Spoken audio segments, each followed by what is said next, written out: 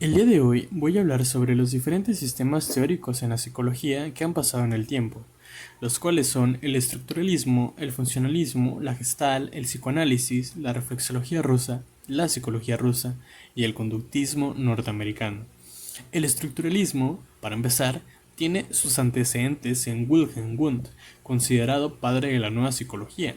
Su alumno, Edward Titchener, fue el principal representante y utilizando la introspección hizo un refinamiento de la psicología de su maestro, la desarrolló y la sostuvo contra diferentes tendencias. Su objeto de estudio fue la conciencia y las sensaciones y su metodología era el estudio mediante la observación controlada bajo condiciones experimentales. La psicología para este sistema se ocuparía del análisis de la conciencia a través de sus supuestos componentes elementales y el modo en que estos se articulan. De esta forma se opone al funcionalismo que da mayor importancia a las funciones de la conciencia. El funcionalismo, como contraparte, tiene sus antecedentes en las teorías de evolución de Darwin y las investigaciones de William James. Este otro sistema tuvo sus principales representantes con John Dewey y James Angel, los cuales establecieron al funcionalismo como sistema. Harvey Carr y Robert Woodward hicieron la maduración y elaboración ulterior del sistema. Su objeto de estudio fueron las funciones y condiciones de la conciencia. Utilizaban una metodología de introspección y experimentación donde estudiaban las conductas en su medio y su forma de adaptarse. Este sistema proporciona las bases generales para el desarrollo de teorías psicológicas que, sin embargo, no facilitaban por sí mismas su verificación mediante experimentos controlados y psicología aplicada. Sin embargo, su método experimental llevó a la psicología de la mano con el enfoque biológico, lo que hizo que ésta tuviera un nuevo tipo de visión, una visión más de una ciencia natural en donde se buscaba hallar bases fisiológicas sobre las patologías mentales.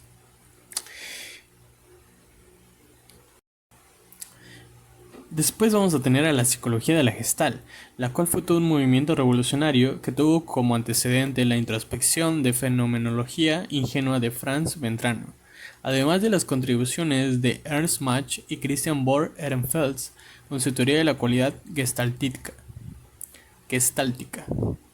Los mayores representantes fueron Max Wertheimer, Wolfgang Kohler y Kurt Kafka, los cuales utilizaron en su objeto de estudio la experiencia inmediata del organismo total, empezando por la percepción de las cosas.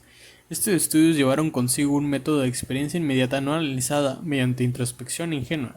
La mayor contribución de los gestaltistas fueron sus experimentos, pues desafiaban las creencias más apreciadas de otros psicólogos, por ejemplo, el aprendizaje latente y los efectos Zeigarnik. Se desarrollaron diferentes principios como el de proximidad, que mencionaba que tendemos a percibir juntos los elementos próximos en el espacio o en el tiempo, o el de similitud, que dice que siendo las condiciones iguales, los elementos parecidos tienden a verse como partes de la misma estructura entre todos. Eso quiere decir que jugaban con las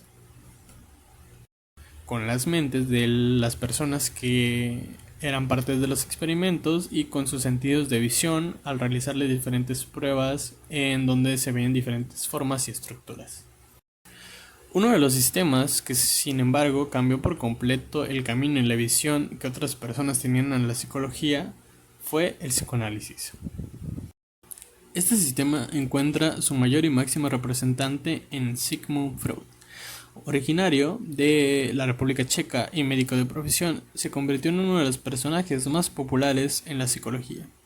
Utilizaba un método de asociación libre sin restricciones en donde pretendía que los pacientes hablaran sin límite de las cosas que se vinieran a su cabeza.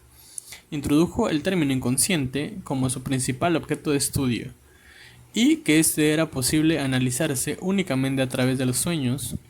Sus principales aportaciones fueron el nuevo enfoque a la psicología en las terapias y los conceptos como el complejo de Edipo y el superior. Fue famoso por psicoanalizar a diferentes personalidades y por sus libros donde explicaba su particular teoría.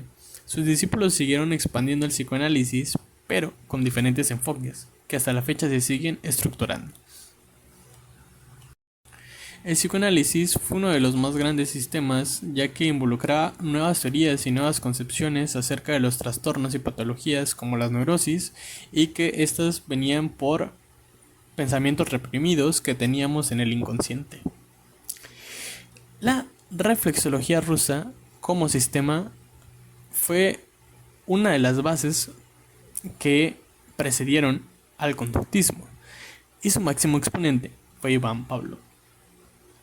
Este sistema basaba su objeto de estudio en los reflejos a través de experimentación. Se expone que existen dos tipos de reflejos, los fisiológicos y los psicorreflejos. Los primeros son naturales, hereditarios, innatos, y los segundos son artificiales o adquiridos, particulares y temporales. El condicionamiento clásico fue uno de los más grandes experimentos donde se creaba una conexión entre un estímulo nuevo y un reflejo ya existente. Estos se balanceaban entre los estímulos y reflejos incondicionados y condicionados, donde los incondicionados originales e innatos se conectaban con uno nuevo que se pretendía agregar al animal, que estos eran los sujetos de prueba. Estos condicionamientos con base experimental contribuyeron a considerar a la psicología como ciencia con bases verdaderamente científicas, experimentales y que se podían ser analizadas y recreadas.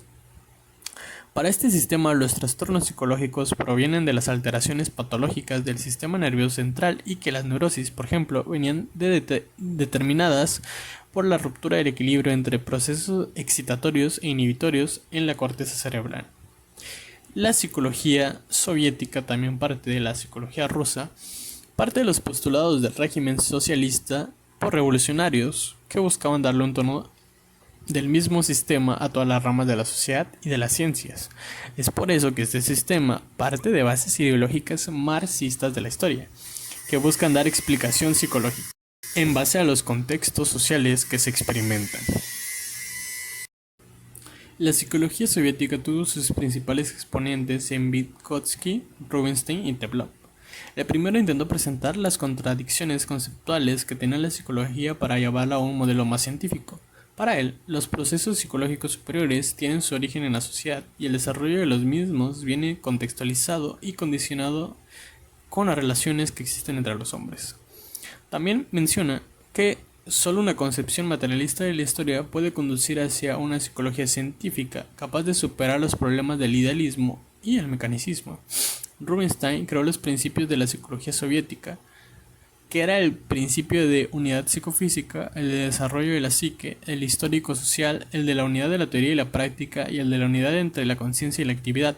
Por último, Pavlov fundó la psicofisiología diferencial soviética, donde expuso por primera vez las diferencias individuales de cada persona y explicaba que las capacidades se crean y desarrollan en la actividad, que el enfoque cualitativo explicaba mejor que el cuantitativo y que las premisas naturales presentan características anatomofisiológicas del sujeto que tan solo tienen sentido dentro del proceso de aprendizaje. Por último tenemos al conductismo norteamericano, creador de muchas técnicas de terapia que se usan hoy en día en la psicología. Su principal exponente es John Braudus Watson, quien lo fundó a inicios del siglo XX. Watson se basó en el estudio de la conducta humana observable e identificó que esta modifica el comportamiento de los individuos tras un proceso de estímulo, respuesta y refuerzo que finaliza con el aprendizaje, aunque estos procedimientos eran similares a los que ya les había hablado por los rusos, como los de Iván Pavlov. El conductismo, como su nombre los dice, tiene como principal objetivo estudiar la conducta y comportamiento observable de las personas y animales a través de procedimientos objetivos y experimentales. Otro exponente que fue importante fue el psicólogo estadounidense Frederick Skinner, quien fue destacado especialista que desarrolló el conductismo y describió los procesos que acompañan a las conductas voluntarias tras diversos experimentos, entre ellos la famosa caja de Skinner. Skinner determinó que las conductas son el resultado del condicionamiento operante por medio de la atención, codificación de la información, reproducción motora y motivación. Hoy en día el conductismo es utilizado para curar diversas patologías mentales como fobias o trastornos, modificando conductas a través de terapias. Todos estos sistemas forman parte de lo que es la psicología contemporánea, pues esta es una mezcla de diversas teorías y pensamientos que se fueron creando a lo largo del tiempo. La psicología buscó su emancipación de la filosofía al encontrar su método experimental y la conducta de la mente como su principal objeto de estudio, lo cual cambió por completo la visión que tenían otros científicos de esta ciencia, lo que hizo que se expandiera los nuevos conocimientos y que a través de estos grandes sistemas se construyeran lo que hoy en día son las terapias y se formularan análisis verdaderamente efectivos en contra de las patologías mentales y conductuales de las personas y así ayudarlos a que pudieran tener una vida mejor.